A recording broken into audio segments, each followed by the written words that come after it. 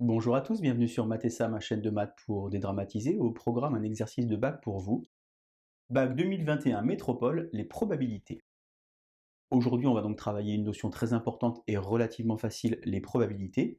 Je vous insère sur la partie droite de l'image l'énoncé du sujet qui a été proposé l'année dernière aux élèves qui habitent en métropole. J'ai donc listé ici le contenu, un contenu assez classique, art de probabilité, proba conditionnel, formule des probas totales pour la première partie, loi binomiale, utilisation de la calculatrice pour la seconde partie, et enfin troisième partie, celle que vous allez aimer le moins naturellement, le code Python, et éventuellement du logarithme népérien. Je vous rappelle que voir n'est pas faire, je vous propose donc de mettre la vidéo en pause. On se retrouve dans 45 minutes une fois que vous aurez traité cet exercice. Allez, c'est parti, à vous de jouer.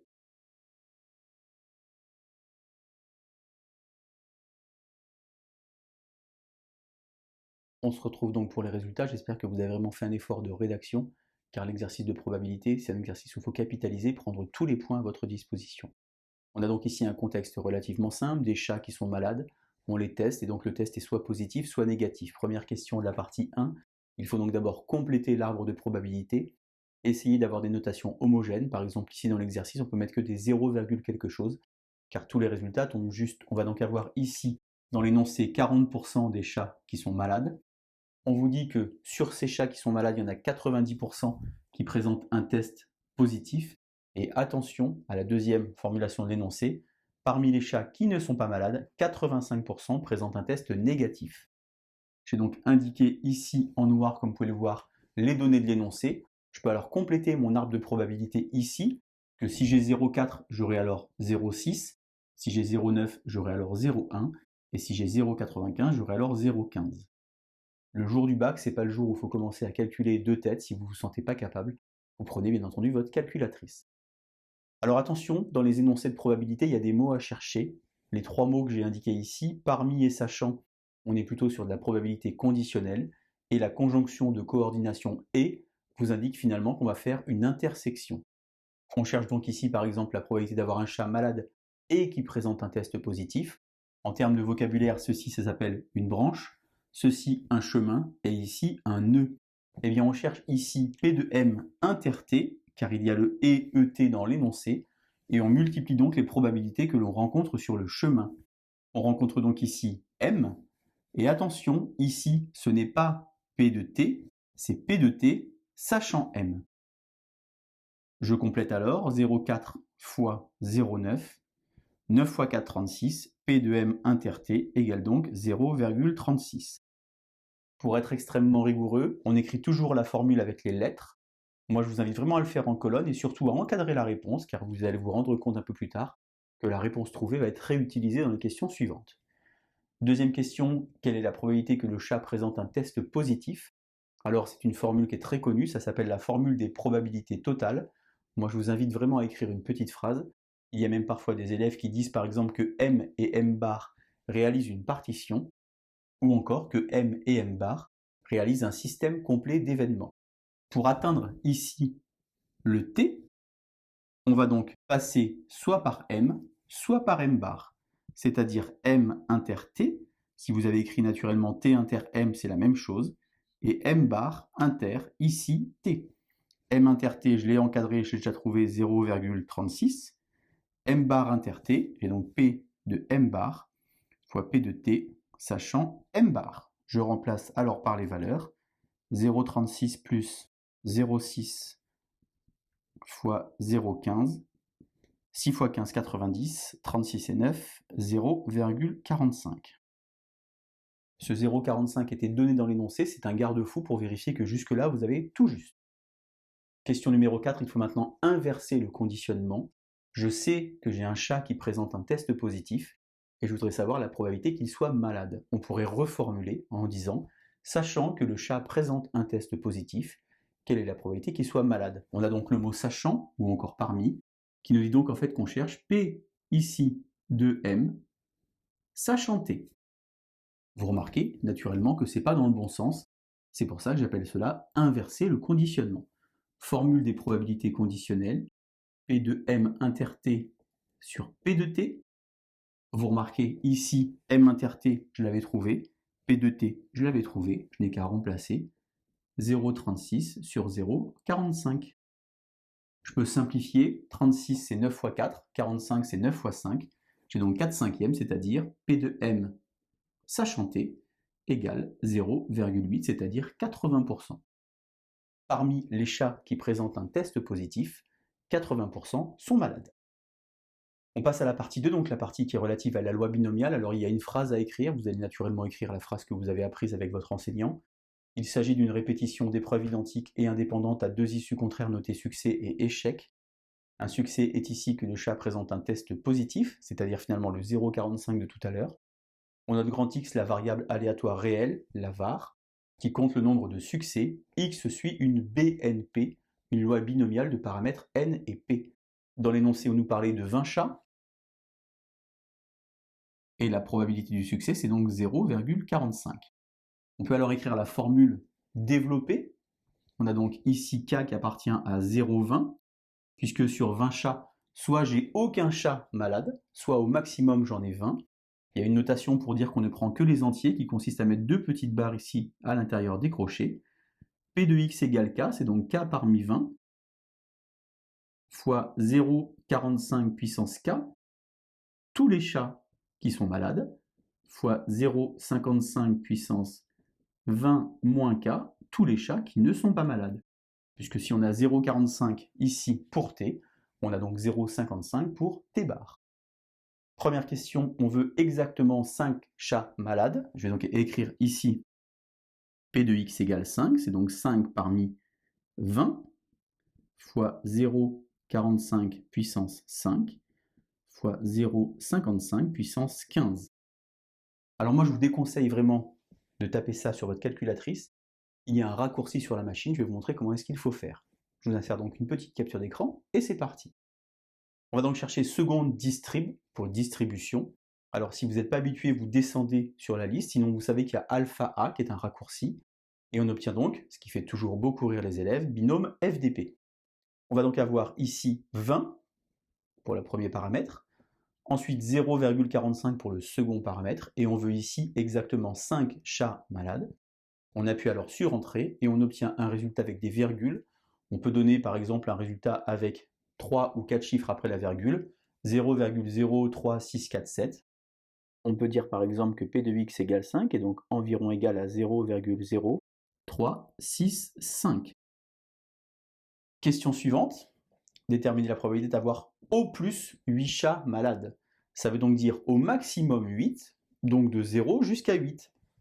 Je peux donc l'écrire comme ceci, P de x inférieur ou égal à 8, et je l'écris volontairement comme ceci, avec un petit symbole somme, que vous êtes censé savoir, somme de k égale à 0 jusqu'à 8 des P de x égale k.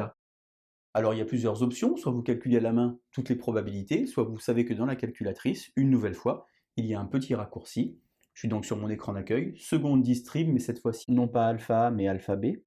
Lorsque j'ai donc fait alpha B, qu'est-ce que je vais avoir? Eh bien de nouveau 20 pour le premier paramètre, 0,45 pour le second, ensuite je mets 8, et la probabilité que x soit inférieur ou égal à 8, c'est-à-dire d'avoir au maximum 8 chats, est donc donnée par la calculatrice avec 0,4143. Je mets un petit peu trop de chiffres, on pourrait bien sûr donner une réponse au millième. Dernière question enfin, donner l'espérance mathématique, c'est-à-dire en moyenne le nombre de chats qu'on peut espérer avoir malades sur ce lot. Et bien donc on a une formule qui nous dit que E de x c'est n fois P, on a donc ici n qui vaut 20, et P qui vaut 0,45, j'obtiens donc ici 9. Ça veut dire qu'en moyenne, sur un lot de 20 chats, je peux espérer avoir 9 chats malades. On a donc traité ici les deux parties que je qualifierais de faciles de cet exercice. Je vais effacer le tableau et on va enchaîner maintenant avec ce que vous adorez tous, bien entendu, ce que vous attendez avec impatience, le code Python.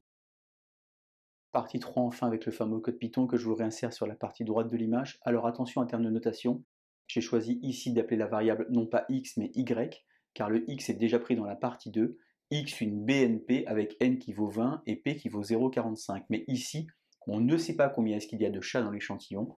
On a donc y qui suit une BN 0,45.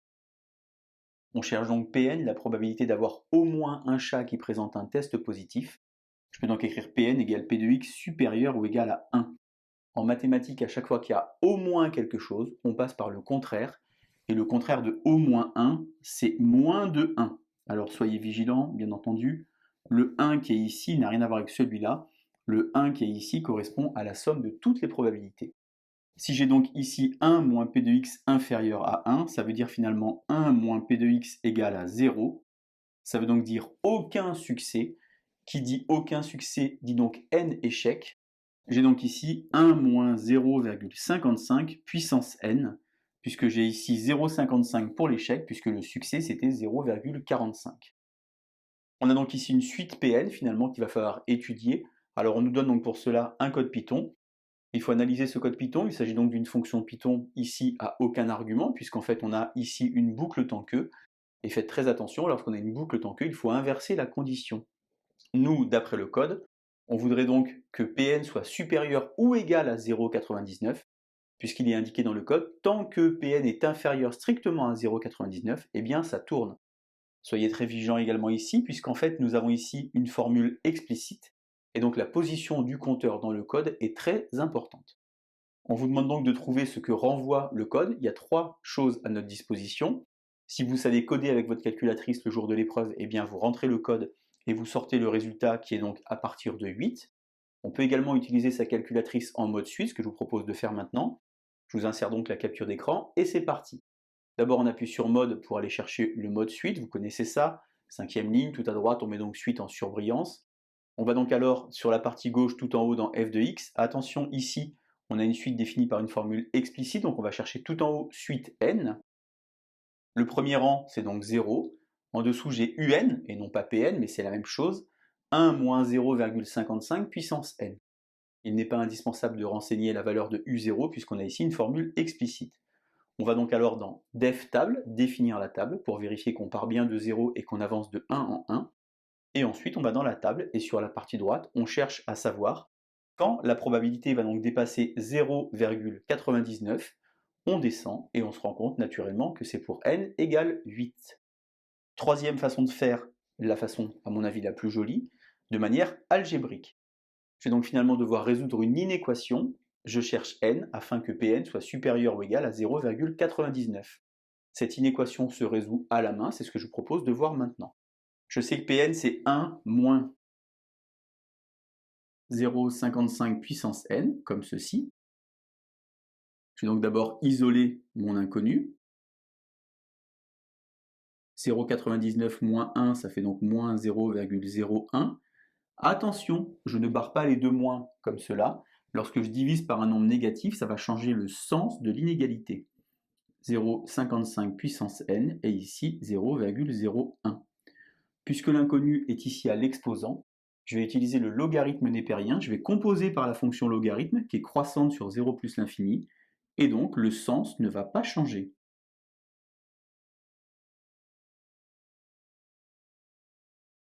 À l'aide de la propriété algébrique, puisque j'ai le n qui est ici à l'exposant, et bien je peux écrire comme ceci n ln de 0,55 et ici ln de 0,01.